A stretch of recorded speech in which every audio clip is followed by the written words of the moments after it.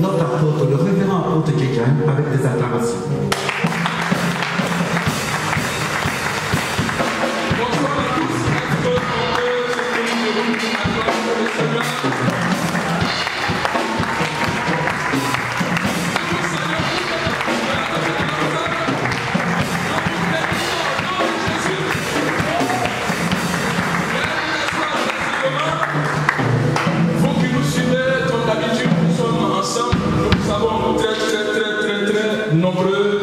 Devant la page Facebook de Local La Riviera 2, devant le YouTube, devant le Facebook. Nous vous saluons, où que vous soyez sur les 5 continents, nous vous bénissons et pour dire que nous avons commencé le programme dénommé Comment opérer dans le surnaturel par la prière. Vous savez, quelqu'un dit que prier c'est envahir les possibles. Hier, l'homme de Dieu, le révérend évangéliste Bamba Presse, dernier de Local là, de 13 12 ans, notamment, fait du bien. Et aujourd'hui encore, c'est lui qui aura la charge de nos institutions importantes, le chrétien et l'exaucement, qui va bâtir le parc glorieux de cette année, de cette année de merveille. Nous le recevons avec de l'acclamation dans le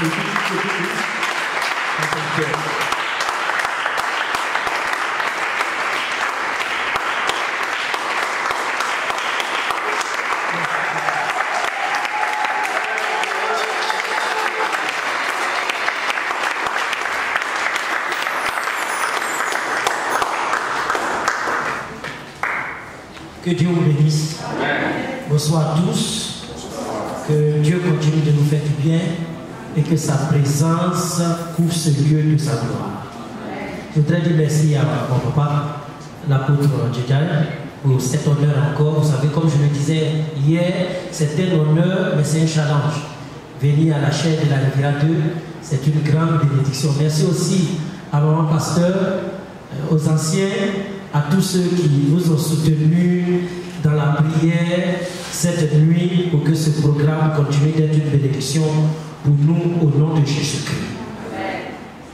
Que Dieu vous bénisse. Vous savez, le thème ce soir, c'est le chrétien et l'exaucement. Le chrétien et l'exaucement. Le chrétien et l'exaucement. Comme je dis souvent, je vais vous choquer. Le chrétien n'a pas de problème à être exaucé. La question de l'exaucement, écoutez-moi bien ce soir, la question de l'exaucement ne pose pas de problème parce que c'est déjà fait. Quelqu'un me dit amen. Est-ce qu'on peut relever mon micro un peu aussi? La question de l'exaucement n'est pas un problème. Pourquoi? La Bible dit dans Matthieu chapitre 7, verset 7 à 8, il dit demandez, il dit cherchez, il dit frappez, il dit c'est déjà fait. Et il ajoute au verset 8, quiconque demande reçoit l'exaucement. Quiconque demande. Et je sais que notre Dieu n'est pas un menteur. Il n'est pas menteur, Jésus. Ce qu'il dit, il accomplit. Depuis le passage à la croix de Golgotha, le transfert est fait. Dieu, de riche qu'il était, la Bible dit qu'il s'est fait pauvre. Afin que toi qui étais pauvre, tu deviennes riche. Donc, depuis la croix de Golgotha, c'est déjà fait. Ce n'est pas maintenant que Dieu va nous exaucer. C'est déjà fait. Il faut que tu le comprennes. Mais pourquoi le chrétien ne voit pas la réalisation exacte de sa prière? Pourquoi ce qu'il voit dans le monde spirituel, dans ses rêves, il voit qu'il se marie, il voit qu'il a une nouvelle voiture, il voit qu'il a une promotion, il voit qu'il a un enfant. Pourquoi cela ne se concrétise pas dans la vie réelle? Alléluia. C'est ce dont nous allons parler ce soir et nous allons prier pour que à partir de ce soir, ce qui est spirituel pour toi devienne physique. Quelqu'un me donne la main puissante. Vous voyez, le monde spirituel est régi par des lois spirituelles. C'est pourquoi l'homme de Dieu a dit, allez dans le surnaturel par la prière pour recueillir, pour prendre ce qui t'appartient. Donc, le monde spirituel est régi par des lois, est régi par des principes spirituels. Et celui qui est charnel ne pourra pas transférer du monde spirituel vers le monde physique. Dieu nous demande d'être des hommes, d'être des femmes spirituelles. Quelqu'un dit, je suis spirituel au nom de Jésus-Christ. Dites-moi ça fort. Je suis spirituel au nom de Jésus-Christ. Il y a des personnes qui ont compris ce principe. C'est pourquoi en Europe aujourd'hui, certains ont abandonné Dieu. C'était des nations chrétiennes. Mais elles ont abandonné Dieu parce qu'elles se sont rendues compte que ce qu'elles cherchaient spirituellement est déjà là. Et elles utilisent la science pour découvrir. Écoute-moi bien. Il y a par exemple des mystiques qui ont réussi à déceler certains aspects de sorte qu'ils arrivent à recueillir ce qui était spirituel à le rendre physique. Un jour, je suis allé en évangélisation à Cocody, Sainte. Et quand je frappais à la porte pour parler de Jésus, il y a un homme qui m'a ouvert. Il est le représentant de Krishna en Côte d'Ivoire. C'est un ancien chrétien. Je suis entré dans sa maison. Et il avait une montagne de Bibles. Il avait plus de 20 Bibles. Les Bibles que vous utilisez. Il avait d'autres livres. Et puis il m'expliquait. J'ai vu que cet homme avait plus de versets, il connaissait par cœur plus de versets bibliques que moi qui étais venu l'évangéliser. Un mystique. Mais Dieu a changé mon passage pour lui en bénédiction. Dis Amen. Job chapitre 38, verset 33 au verset 35. Job 38, verset 33 à 35. La Bible dit que si tu appelles, est-ce que d'abord tu connais les lois du ciel? C'est ce que la Bible te demande dans ce passage. Est-ce que tu connais les lois du ciel? Est-ce que tu connais le pouvoir de faire de ces lois des bénédictions pour toi sur la terre? Il dit, est-ce que tu appelles des torrents?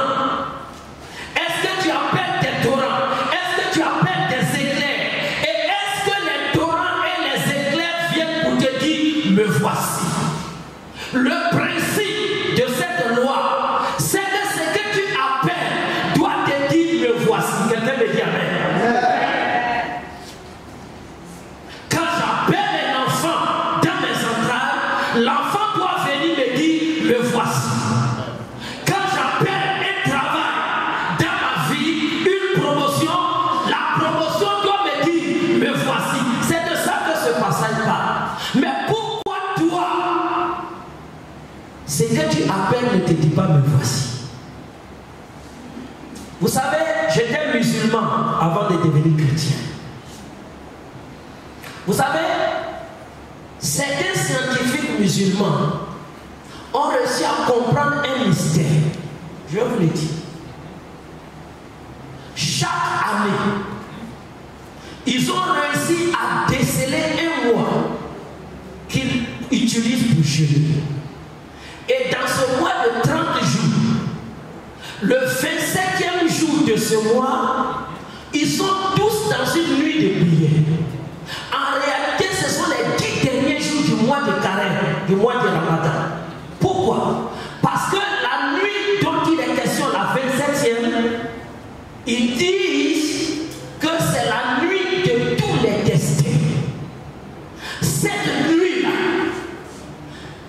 l'exaucement est total. Et la prière de cette nuit équivaut à 1000 mois de prière. Et lorsqu'ils arrivent à prier cette nuit, toute l'année est couverte d'exaucement. d'exaucement et de bénédiction. Est-ce que quelqu'un me comprend? C'est-à-dire que des personnes ont réussi à discerner les temps de semaine et les temps de quoi? De récolte. Le mystère se trouve dans le temps de récolte. Je vous l'ai dit hier que la Bible dit dans Genèse chapitre 8 verset 22, il dit tant que la terre existera, il y aura un temps de semaine, il y aura un temps de récolte. Le principe c'est de déceler ton temps de récolte. Jésus appelle ça le temps convenable. Le temps de la moisson. À quel moment il y a ton temps de moisson?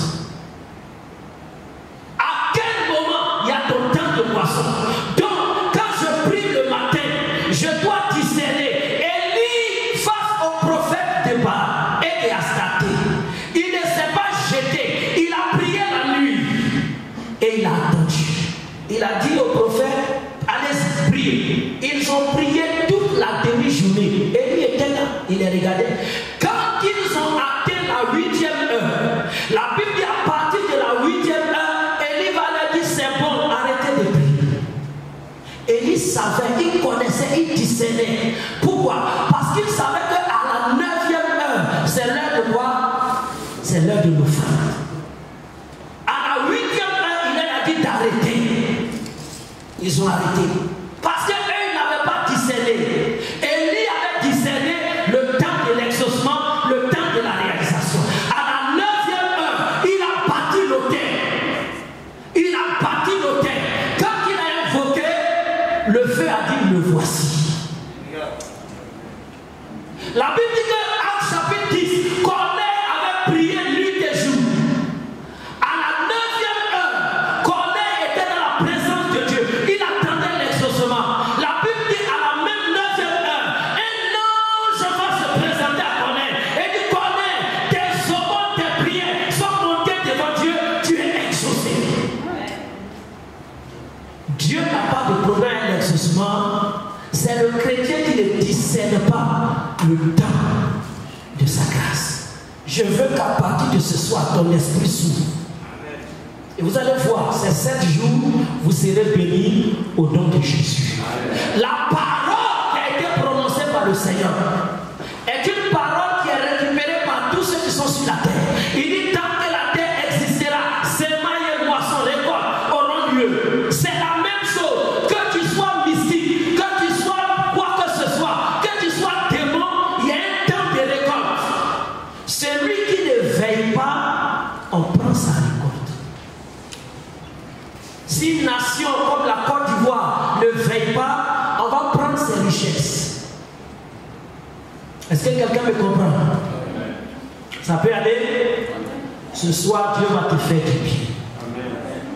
Quand le chrétien ne veille pas, sa récompense est détruite. Donc le problème que l'Église a, c'est de discerner, c'est de veiller sur sa récompense. Vous savez, j'étais dans une région de l'ouest de la Côte d'Ivoire, à Soubri.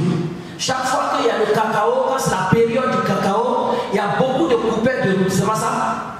Alors qu'est-ce que les planteurs font avec les remords? Ils invitent des convois de gendarmerie qui convoient les remords pour protéger la récolte. Aller jusqu'au port de San Pedro.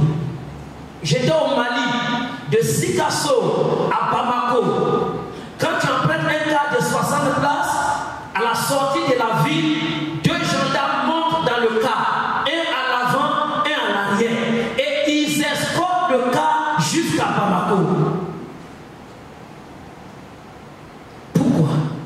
Parce qu'il y a des gens qui sont capables de quoi? De détourner, des coupeurs de route. J'explique ça simplement pour que tu comprennes. La Bible dit, Jean 10, dit quoi? Le voleur vient pourquoi? Pour dérober. Il vient pour détruire, il vient pour égorger. Mais le voleur d'abord vient pour dérober. Satan n'a pas besoin de te posséder. Toi chrétien, il n'a pas besoin d'entrer dans ton corps. Nous avons prié pour une sœur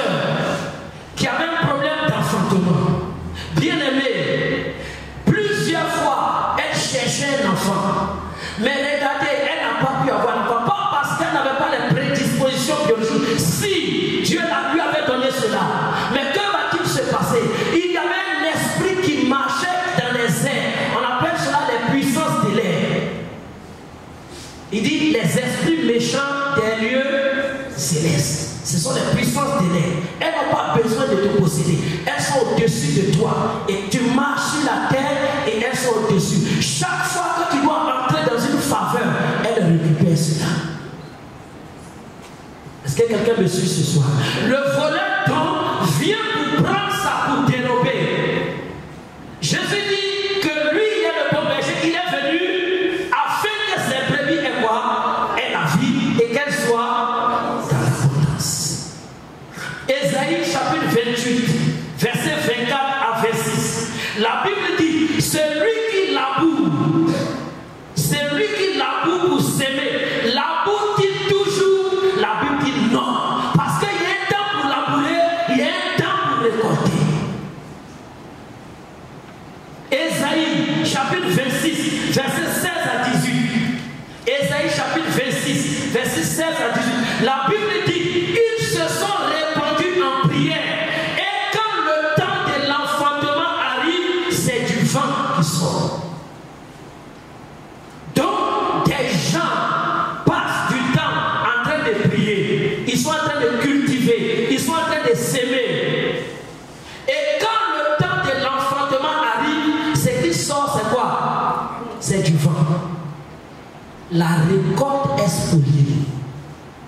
Le chrétien doit veiller sur son temps de récolte. Tant que tu ne veilles pas dessus, le diable va attendre la période de récolte pour la prendre, pour t'arracher. Et tu fais 1 an, 2 ans, 3 ans, 4 ans, 5 ans, 10 ans, 20 ans. Tu es le même dans l'église. Pas parce que Dieu ne t'a pas exaucé. On l'a vu hier, Daniel chapitre 10. On l'a vu hier, verset 12 à 13. Il dit, dès le premier jour où tu as eu à cœur d'élever la voix, je t'ai exaucé. Mais pourquoi Daniel a dû faire 21 jours si le premier jour il a été exaucé? Parce que l'œil de Perse s'est tenté de bloquer cette grâce. Daniel a dû rester dans la prière, vigilant, en train de passer du temps dans la prière, en train d'opérer, en train de prier, en train de crier, en train d'ouvrir le chemin, jusqu'à ce qu'après 21 jours, la faveur vienne sur lui. Alléluia. Dieu va le faire pour toi ce soir. Donnez-moi la main fort. Amen. Comment protéger sa récolte? C'est pas ça qu'on va terminer ce soir. Parce qu'on a 30 minutes et puis on va prier. Comment tu dois t'arranger, toi qui me suis, pour protéger? Le diable n'a pas peur. Quand tu pries pour s'aimer, il est content. Seigneur, je t'en supplie. Oh Saint-Esprit, donne-moi, donne-moi. Oh Seigneur, sois que la parole de Dieu déclare. Oh mon Dieu, que tu souhaites à tous égards que nous prospérions. Seigneur mon Dieu, j'appelle cela. Quand tu pries pour s'aimer, le diable te laisse prier. Mais quand tu pries pour récolter, il t'empêche de prier. On va voir ça. Comment protéger ma récolte? Jusqu'à ce que ce qui est spirituel devienne physique. Il y a 3 éléments pour protéger sa récolte. Le premier élément, on l'appelle le mystère du parler en langue. 1 Corinthiens chapitre 14, verset 2. Mais on n'est pas venu pour parler de ça ce soir. Je vais laisser sur cet aspect. 1 Corinthiens chapitre 14, verset 2. Le mystère du parler en langue te permet de protéger ta récolte. Dieu nous donnera une occasion pour parler de ça une prochaine fois. Le deuxième élément, c'est le mystère de l'offrande pour sceller l'exaucement. Bon, on va voir ça. 1 Samuel chapitre 1, verset 4 à 5, Job 41, verset 2. Quand tu pries, tu mets une offrande pour sceller. Ça te permet de... Comment protéger ma récolte? Le troisième, c'est le mystère de la prière de percer. Le mystère de la prière de percer. La prière de percer, c'est la prière qui te permet de percer l'atmosphère, d'ouvrir les vannes.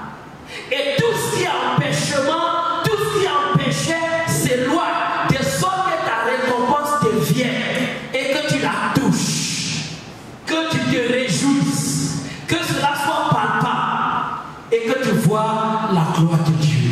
Alléluia. 1 Samuel chapitre 1, verset 6 à 7. 1 Samuel chapitre 1, verset 6 à 7. On parle de Anne, c'est une femme dont on rend témoignage régulièrement. Anne avait été quoi? Stérile. Ça veut dire qu'elle ne pouvait pas porter d'enfant. Ça veut aussi dire que certaines personnes sont stériles, qu'elles ne peuvent pas porter de grâce, de faveur, qu'elles ne peuvent pas porter quelque chose. Tu peux être stérile dans un domaine bien précis. Mais frères et sœurs, la Bible dit que chaque année, Péninia et son mari allaient dans le temple pour prier. Pour prier. Et la Bible dit, quand ils partaient, Anne retournait. Et année après année, Anne n'était pas exaucée. Elle ne voyait pas la réalisation. Alléluia. Je vais vous dire pourquoi Anne n'était pas exaucée. Anne n'était pas exaucée, pas parce que Dieu ne l'avait pas déjà exaucée, mais Anne n'entrait pas dans cette faveur à cause d'un élément essentiel. La Bible dit que chaque année, pendant qu'elle allait là-bas, ça arriva la mortifier. Ça arrivait la mortifier. Avant de venir à l'église, elle était mortifiée. Ça veut dire qu'elle était comme morte. Pourquoi elle était comme morte? Parce que ça arriva, lui porter, l'amener à s'irriter. Ça arriva, l'amener à avoir du chagrin. L'amener par des propos à se décourager. L'amener par des situations à être abattue à l'intérieur d'elle. Anne montait avec dans son cœur l'abattement. Avec dans son cœur la tristesse. Au moment où elle doit aller récolter, la Bible dit qu'elle était mortifiée. Et quelquefois même, elle en voulait à son mari. C'est pas ça, c'est pas ce qui est écrit. Elle en voulait à son mari. Quand sa coépouse arrivait à susciter quelque chose en elle, elle en voulait à son mari. Elle en voulait à Dieu. La Bible dit que la dernière année où Anne sera exaucée, quand il sera le temps d'aller prier le matin, Anne ne va pas partir. Anne va laisser le mari et la coépouse aller seuls. Lorsque ils vont finir de manger, la Bible dit que c'est l'après-midi que Anne va partir seule au temple. Cette fois-ci, Anne n'était pas mortifiée. La Bible dit, dans le verset 7, la Bible dit, Anne va prier. Elle va prier pendant longtemps. Elle va prier. Quand Péninia n'était pas là, au verset 12, elle va prier longtemps. Elle va prier longtemps. Elle va passer du temps dans la prière. Parce que celle qui la mortifiait, qui empêchait que la récolte se fasse, n'était pas là. Je vais vous dire quelque chose. Bien aimé.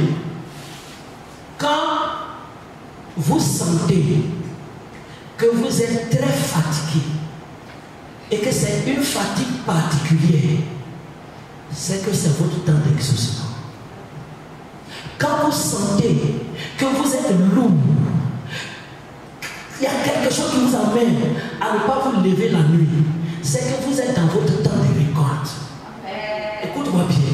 Quand à la maison, tu sais que tu dois prier de minuit à 3 h du matin, et ce jour-là, il y a une voix qui te dit tu es trop fatigué, couche-toi. C'est qu'en réalité, ce jour-là est un jour d'exaucement pour toi. Quand à un moment donné, tu commences à convoiter beaucoup, peut-être tu peux faire 2 mois sans convoiter, tu es spirituel, et un jour tu ne comprends pas, en 2 semaines tu ne fais que convoiter. En réalité, le diable vient pour te mortifier, parce qu'il sait que c'est le temps de ta récolte, et lui il profite au moment où tu dois prier, tu ne pries plus, au moment où tu dois vivre dans la présence de Dieu, donc que tu ne viens pas, lui il arrive à détourner ta récolte. Est-ce que quelqu'un me comprend ce soir? Quand Anne n'avait pas péri avec elle, cette fois-ci, elle est rentrée dans un long temps de prière. La Bible dit que l'homme de Dieu était là, il la regardait. Et quand elle a fini, il va lui parler. Il va lui dire, tu es exaucé.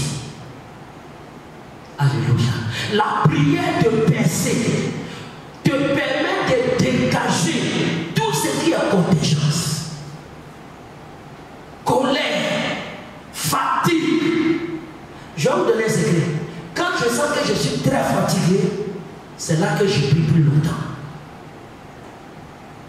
Quand je sens que mes yeux commencent à se promener, je rentre dans un moment de 3 jours, de 4 jours de jeûne et je commence à prier. Immédiatement, des portes s'ouvrent. Bien-aimé, le diable cherche à détourner et à récupérer ta récompense. C'est pourquoi pendant longtemps, il va te laisser s'aimer. Et quand le temps va arriver, il va te rendre lourde. Il va te rendre distrait. Il va t'amener à murmurer. Il va t'amener à te plaindre.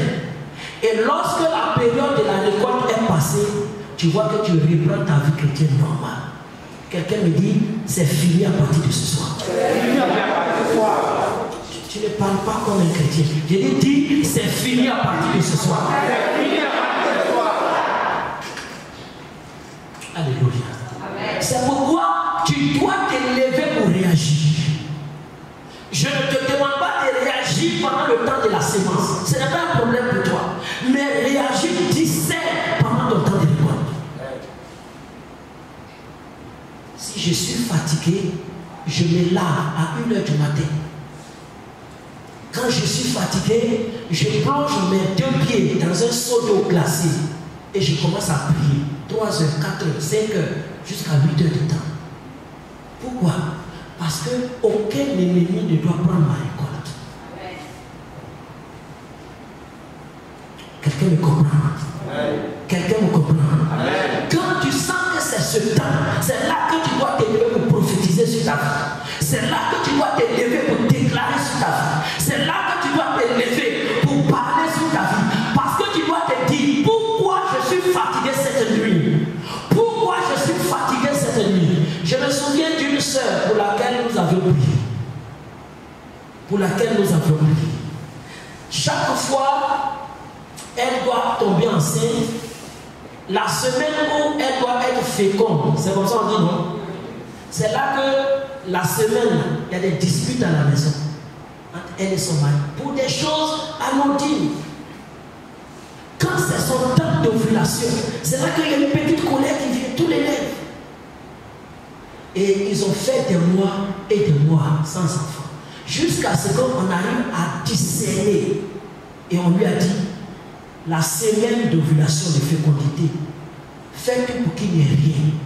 Cette semaine, elle s'est arrangée. La colère est venue dire non. Papa, je sens que je vais me mettre en colère. Elle dit, fais tout pour ne pas te mettre en colère. Elle dit, je ne me mets pas en colère. J'ai dit, va avec ton mari. Et ils sont allés ensemble. Bien aimé, cette fois-ci, le vent a poussé. Quelqu'un me dit amen. C'est pendant le temps où tu dois recevoir la grâce qu'une fille va venir de nulle part pour venir causer avec toi. Un frère va venir te raconter, t'appeler pour te raconter des histoires. Bien-aimé, si tu ne discernes pas ton temps de récolte, les esprits connaissent ton temps de récolte. À partir de ce soir, je prie que la puissance de la percée s'élève dans ta vie.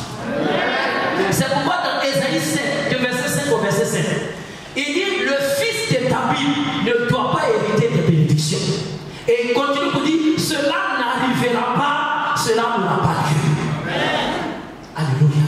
Cela, cette fois-ci, cette année, de la même manière qu'Anne s'est levée et elle a pu prier longtemps jusqu'à ce qu'elle voit la percée, je te dis, cette année, c'est ton partage. Amen. Alléluia.